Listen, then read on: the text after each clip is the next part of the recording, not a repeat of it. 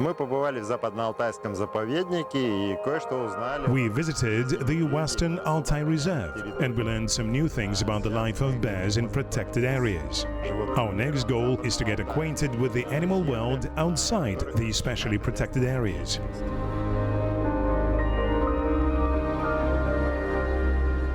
Specially protected areas, or SPAs, are an important nature conservation tool. In 1980, the World Conservation Strategy was adopted by almost all countries of the world. International organizations like the United Nations, UNESCO, International Conservation Union, World Wildlife Fund and others have put a lot of effort into promoting it. The strategy aims to identify the approaches for sustainable management of anthropogenic activities related to using biosphere resources. The people of the present should be utilizing natural assets in a way not to deprive the future generations of the same opportunity. Reserves represent the ultimate form of nature conservation, but the humanity cannot abandon economic activity on large-scale areas. In some of the richest countries, the total SPA area reaches 17%, but not every state can afford such luxury. Humans need land to sustain life. Вокруг заповедника местные жители организуют фермы, пасеки, зоны отдыха. Around the reserve, local residents organize farms, apiaries, recreation areas and hunting farms. На популяцию медведей, зоологу Thus, in order to understand the factors affecting bear population, zoologist Sanjar Kantabayev has to study not only bears and not only their biology, but also collect various statistical, economic and social psychological data. We are also interested in it to be able to get the complete picture of the Western Altai taiga and demonstrate to you the intricacies of relations between animals and humans to the fullest extent. We are currently in the reserve's buffer zone. This area is controlled by the reserve's protection unit, although economic activities are allowed here. The modern concept of nature protection considers the nearest zones around specially protected nature areas as places for cooperation among local residents, authorized bodies and science. The reserve's employees, Natalia Premina and Natalia Kaznacheva, occasionally visit local residents whose farms are located along the perimeter of the reserve to get a lot of interesting and useful information from them. At the foot of the Ivanov Ridge, not far from the White Uba, there is an apiary.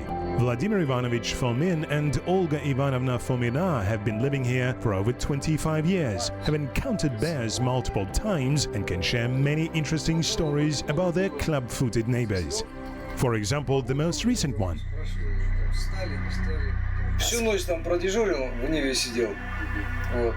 I was there for the whole night, in my car. At the break of dawn, I came back home for about 10 minutes to have some tea. Upon coming back, I saw no hive. No idea how she did it, but I found it, broken in the birch grove, afterwards. Last year, the apiary was destroyed completely. They even wrote about it in the newspapers. Вообще эта история длилась 4 дня. Медведи осаждали. It went on for 4 days. The bears simply besieged the apiary, a female bear and 3 last year's cubs. Hunters offered Vladimir Ivanovich their help, but he and Olga Ivanovna did not want to shoot at them and protected the site on their own. They burnt car tires to deter the intruders, but eventually had to evacuate all the hives to a different location. The bears still found them even there. Let me show you the place. Let's go. Bees know their master, but do not like strangers, be it 2 or 4-legged. So it's better to put on a protection mask. Are we safe now? Yes.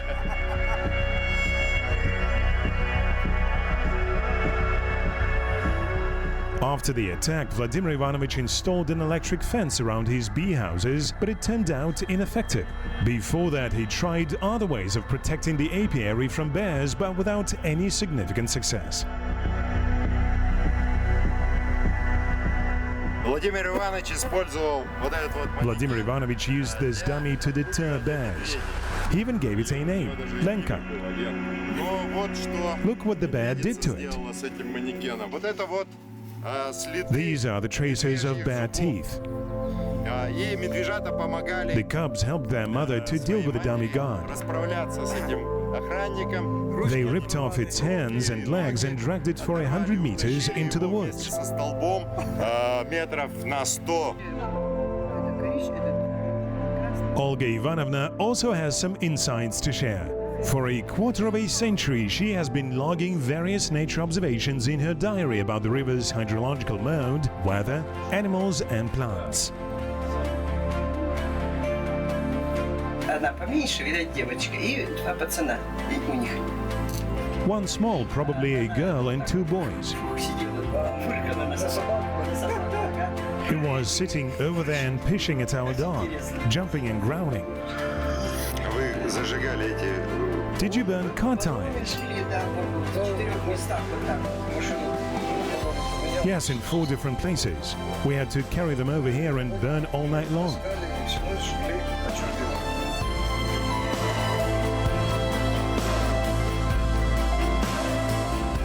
In Western Altai, they call the small farms in the taiga the settlements, or paselye in Russian. Farmers breed livestock, plant gardens and keep apiaries. Recently, many of them have switched to ecotourism. Yevgeny Voronov had worked in Almaty as a coach, but 30 years ago decided to change his life completely. It's not easy for an urban citizen to master the subtleties of living in taiga, but he managed. Tourism helps to get some additional income. Yevgeny kindly agreed to arrange a horse tour for us. If you leave early in the morning, you can see bears, roe deer and morals.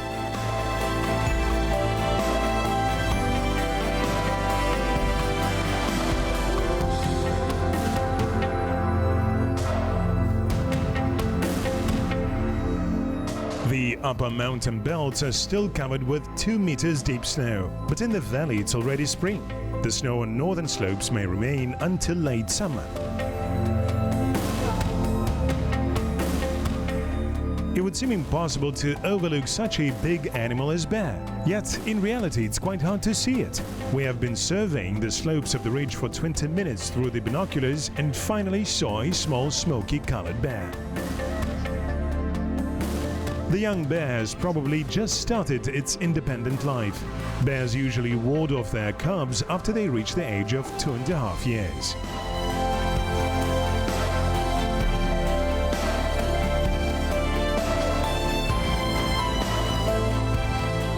There is another apiary on the bank of the river at the ridge foot. We stop by for a good cup of tea and a couple of new bear stories.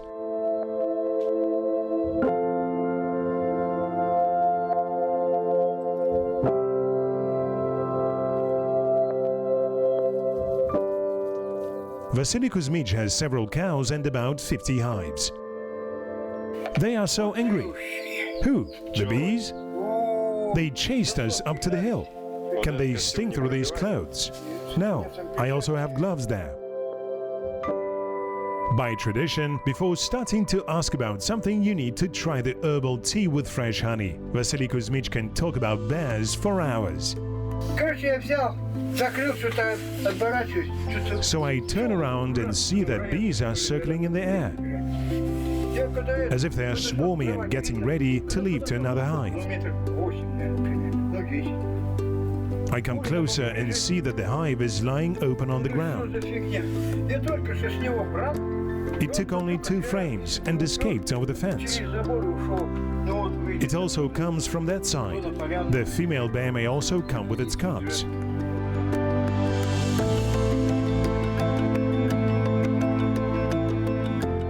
Whereas scientists are interested in the various aspects of bear ecology and biology, tourists are more concerned about the threat that a bear might pose.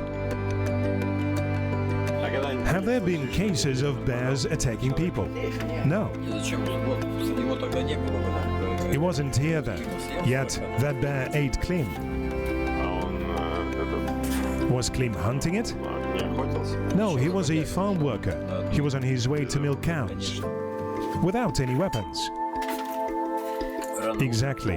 It happened early in the morning. What do you think was the reason? Bad bear or Klim did something wrong? It's destiny. According to statistics, unprovoked bear attacks, although rarely, still happen, and this is something to always keep in mind. In Alaska's national parks, tourists are prohibited from entering places of mass bear accumulation without an armed ranger. In specially protected areas where bear hunting is not allowed, they lose their innate fear of humans. It happened in 1988. That day there was a lot of police around. It turned out that a couple went into the woods on a motorcycle. He picked mushrooms and she was collecting berries and disappeared in the evening. In the morning they found her. The bear killed her and dragged into raspberry thickets.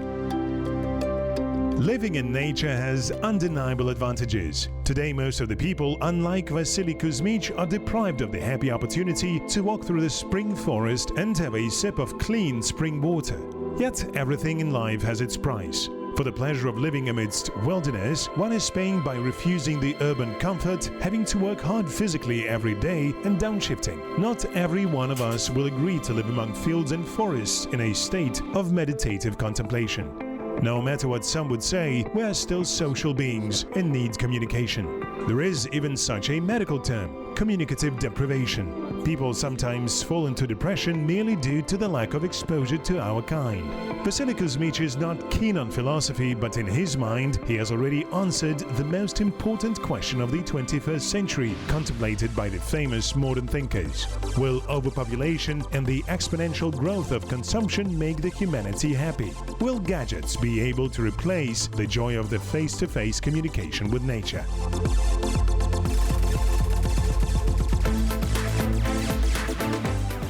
How big is your plot? For the most part, it's hayfields. The registered section is the one which is fenced off. Can you build something here? This is the legally registered private property.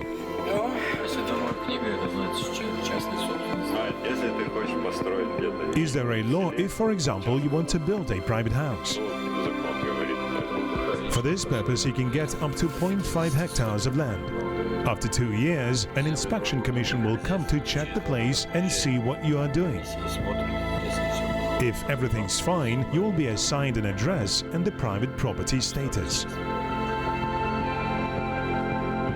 Untouched nature is turning into exquisite and expensive luxury. Managed carefully and rationally, it can generate good income. As for every resident doing tourist guiding tours, it's probably wrong, because such a person needs to be a professional. It's a lot of responsibility too. Yet the more get engaged, the better.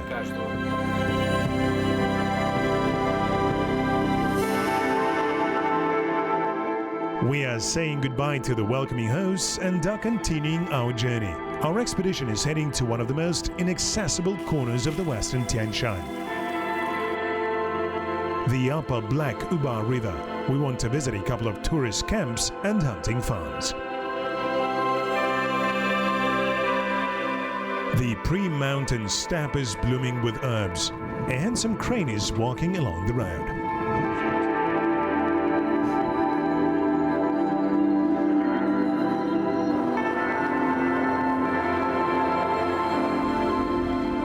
The paved road passing through the minor town of Rida soon ends. The true black taiga is waiting for us ahead. It is called black due to the dark coniferous tree species widespread here in mountainous Altai. Fir, larch and cedar with occasional aspen, mountain ash and birch form quite thick and always humid forests.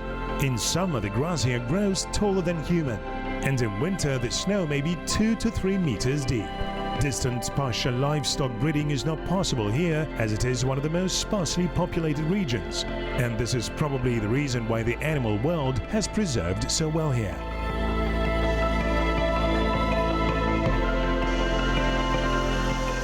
Zoologist Sanjar Kantabayev is studying bears on 2 monitoring sites, in Kuchika and Black Uba hunting farms. The plots were chosen not by chance, as the farms are located at different elevations. Whereas in Kuchika there is already almost no snow, in Black Uba you can still encounter a real snowstorm. The area of the Kuchika hunting farm is 34,000 hectares. Based on records, we have 50 to 52 bears living here.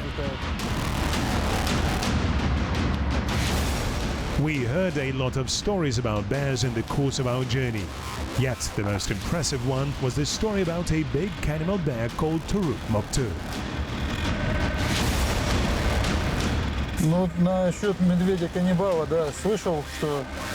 I've heard about this bear, but it might be just legends. Yet 3 years ago, I myself saw a big bear that was definitely killed by another bear.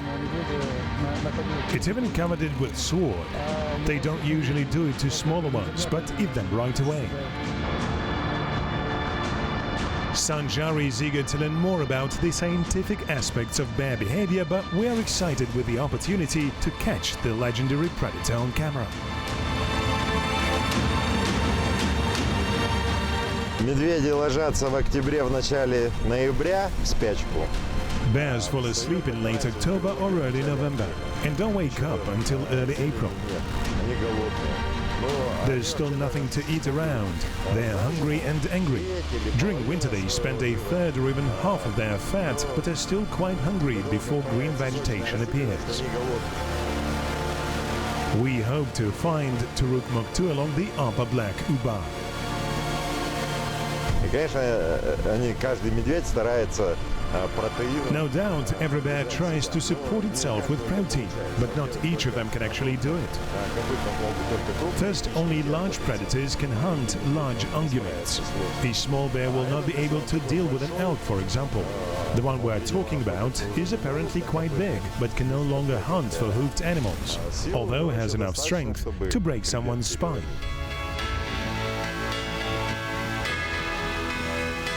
We are moving along the Black Uba. The higher we are getting, the thicker the snow, although it has partially melted on southern slopes. And there comes the first find. Sanjar found bear tracks crossing the road.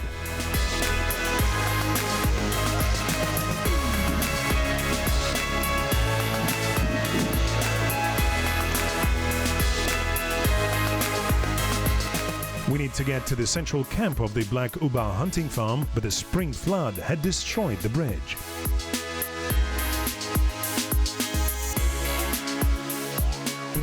It's like a sea. We need to look for a shallow place or think of something else. It's possible to cross the river over the road, but we cannot carry all our gear in our hands.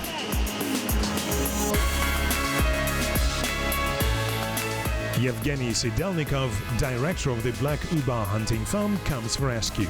He sends us an all-terrain vehicle. Yet the water level in the river is critical even for such a powerful machine. What if the water gets into the diesel engine?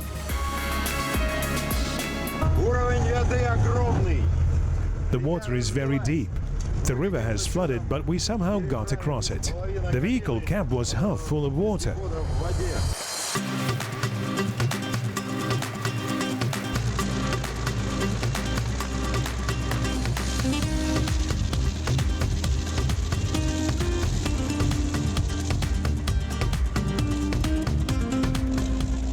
Was it scary? It indeed was. Frankly speaking, it was very scary. It was a true miracle, and we are now in the settlement. Here you can enjoy the sauna and relax for a day in the guest house. So far they are vacant, but in a month it will be not easy to book a room. Like many other hunting farms, in Black Uba they combine hunting and ecotourism. The hunting season does not last long, only for 2 autumn months, yet the camp requires all year-round maintenance. To cover his costs, Yevgeny Sidelnikov, the camp's owner, organizes bird-watching tours.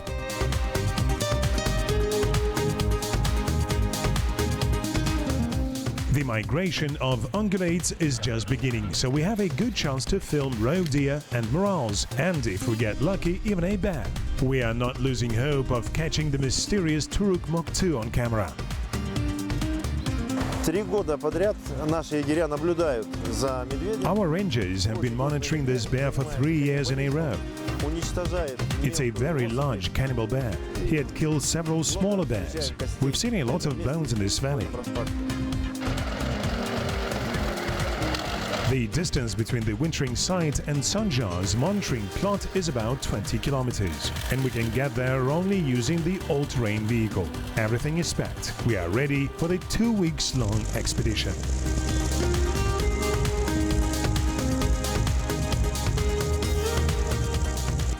We passed by the last tiny farm.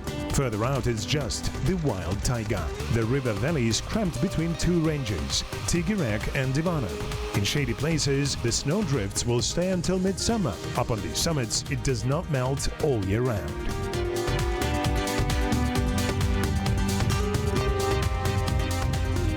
When Yevgeny went here the last time, his snowmobile broke.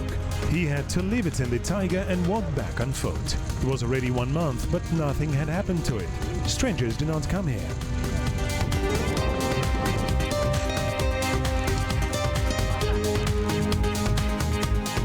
Ну вот прошло всего лишь 2 дня нашей экспедиции. We are only 2 days into the expedition, but have already gone through so many adventures. Thanks to this wonderful SUV, we made it over the Tigirek Ridge and have finally reached the farthest checkpoint. Victor is the local ranger. He is very experienced and will accompany the expedition. The outdoor Kazakh crew will be filming the journey to show it to you.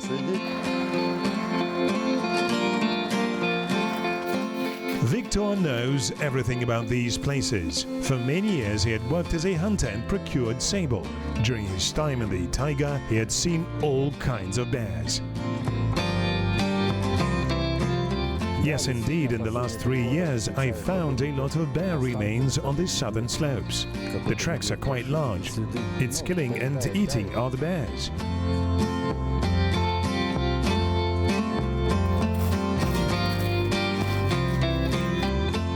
Early in the morning, the team goes on the route. We are crossing the northern slopes on skis, but have to carry them over the southern ones. Our skis are fitted with fur called camouflage, glued to their bottoms. The hair is directed one way, allowed to slide forward and not to slide back. We need to cross a few small rivers, which is usually easy to do. This year, the water is too high. Maybe upstream we will find a tree that fell over the river to use it as a bridge.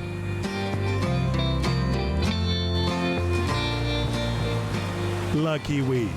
During winter, an avalanche came down over the river, which washed a tunnel through the snow.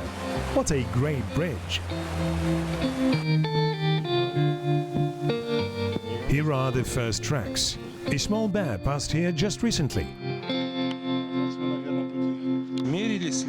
We've measured the footprint in the La Chica area. The width of its palmar callus is 10 centimeters. 2 to 2.5 years of age, already a loner. When the sun melts the snow on the southern slopes and fresh grass appears, bears rush here from all quarters. During this time, young bears need to be particularly careful, as grown-up bears are really hungry and don't mind adjusting their fat balance with some fresh proteins. From the shelter we are watching a young bear running away in fear from an unknown enemy on the top of the ridge. Maybe the killer is hiding there. Although with regards to bears, we shouldn't be using terms from the field of human ethics and morality. Bear aggression, like with all other predators, is more a matter of biochemistry. Aggression is the result of hormonal release, which may be triggered by a mere trifle in humans' view. For example, a certain movement or smell of the victim, its size, speed of movement, season of the year, and many other factors.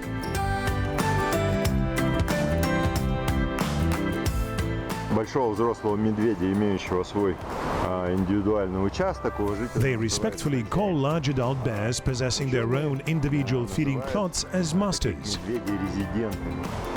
In their turn, scientists call such bears as residents. Свой индивидуальный участок, A bear can get its individual plot only after 5, 6 or even 7 years of life. Молодые медведи. Prior to that, upon reaching 2 to 2.5 years of age, it is usually faced with some gruesome and harsh school of life, Их ждет which it has to go through. нелегкая школа жизни, когда у них нет. When they do not have their own plots, they are forced to constantly move around and migrate, searching for areas not occupied by other bears. Свободные от других медведей участки, как правило, As a rule, they are the least abundant in food, богатые пищей. and this goes on until the bear gains enough power to defend its plot from the competitors. Для того, чтобы защищать свой участок от конкурентов. While we are watching the bears, somebody is watching us. It's a couple of tree creepers. They are also called haymakers because they prepare little hay piles for winter. In the taiga, if you manage to sit still for a couple of hours, some of its inhabitants might want to get acquainted with you. Despite its tiny size, chipmunk's energy is something to be envied.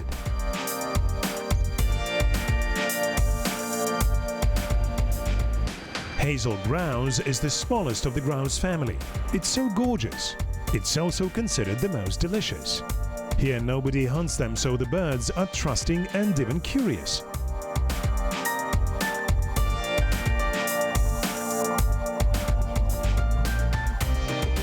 It's time to think about dinner.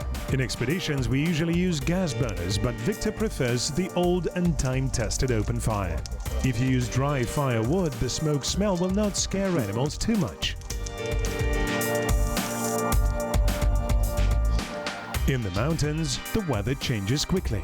Just a minute ago, the sun was shining and then suddenly the sky got overcast with clouds, it started raining and then even snowing. I certainly expected that it's no Goa or Bali here, but I never thought it could rain and snow so hard for sure. Then the fog appeared, shrinking our visual range to zero. It's time to put up the tent. People passionate about wildlife have a lot to talk about around the evening campfire. Я докторант первого курса. I am the first-year PhD student at Al-Farabi Kazakh National University.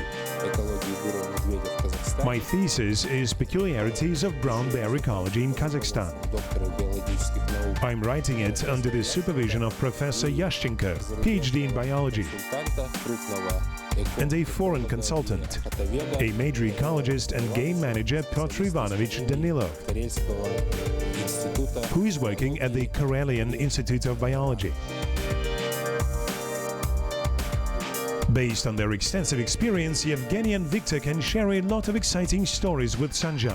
In his turn, Sanja can share with them some scientific data about bears. В магистратуре мне в руки попалась монография Валентина Сергеевича. While a master student, I came across a monograph by Valentin Sergeyevich Pajitnov called Brown Bear. И сейчас на практике могу применить. I was very much interested in his work, and now I'm glad to have a chance to apply this knowledge in real life. Возможности, что сейчас на Черной Убе реализую все полученные теоретические знания. In the morning, the weather improves. The first sun rays turn the snow that fell overnight into violent streams rushing down the slopes. By noon, the landscape changes beyond recognition. Yesterday, the taiga resembled the enchanted winter forest, and today, bumblebees are buzzing and flowers are blossoming. Чтобы заварить лекарство. To make some herbal tea, we will now try finding the Virginia plant. Растение баданов. Бадан – лекарственное растение. Здесь Virginia, or giant rockfoil, is a medicinal plant. Here they call it chagir. Но, кроме того, довольно It helps with kidney diseases and besides has a pleasant aroma. Every encountered track has to be measured, allowing to identify a bear's sex and age. The width of the palmar callus is 14 centimeters and the length is 7 centimeters. It's an adult male. Сейчас будем собирать шерсть этого медведя. We will now collect some wool of this bear for genetic analysis.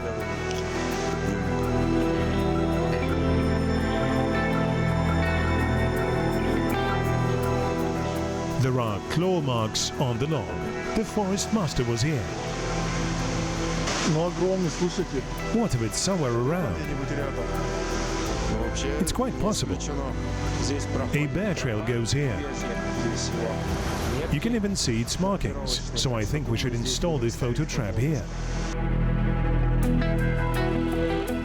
Sometimes bears can tear off and chew up the recorders, so Sanja puts them into sturdy metal boxes. Таким образом, медведи маркируют свои участки, и если This is how bears mark their feeding plots. If any other bear sees how high the claw marks left by Turukmuk-2 are, it will definitely get scared and run away. By evening, the weather spoils again. Сегодня опять дождь. It's raining again. We have ascended to the upper forest boundary and will be descending soon.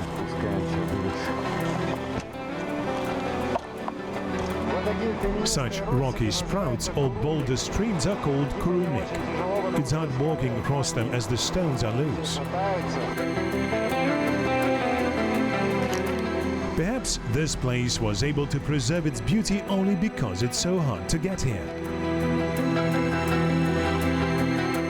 Через вот этот перевал медведи мигрируют. Over this pass, bears migrate here from the mountain Altai, possibly from the Republic of Khakassia or even Tuva. Отсюда в каких-то 300 или About 300 to 500 kilometers from here there had lived the famous Lykov family. Лыковы в конце 80-х. Writer Vasily Peskov wrote a lot about them in the late 80s. Песков. Практически весь Союз. Practically the whole Soviet Union knew that family that had escaped to the deep Khakassia taiga during the revolution Кавказскую тайгу и сумели прожить and managed to survive completely isolated from civilization for almost 50 years. в мире почти 50 лет.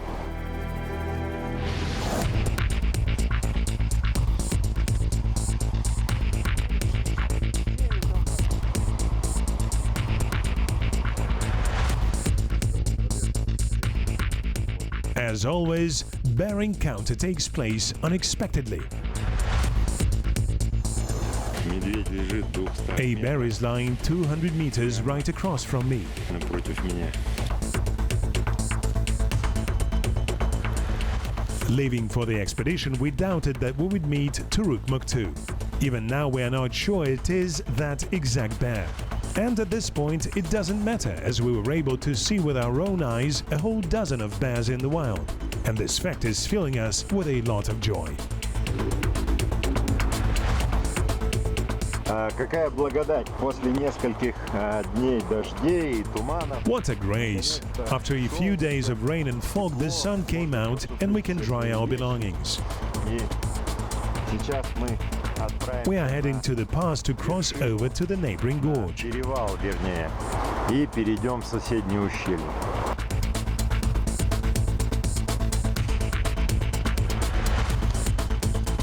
Весенняя миграция копытных, моралов, косуль, лосей. Spring migration of the ungulates, morals, roe deer and elks continues for about 3 weeks. Обстановка на перевалах. As soon as the snow situation allows it, the animals cross the main watersheds and evenly distribute across their summer biotopes. We have plunged into the life of field researchers for only a few days, but it seems that a whole eternity has passed. We got so many impressions as if we came from another planet. Sanja will continue his study of bears, and for us, it's time to return to civilization. Next spring, we will come here earlier and try filming the mass migration of hoofed animals. They say it's an unforgettable experience.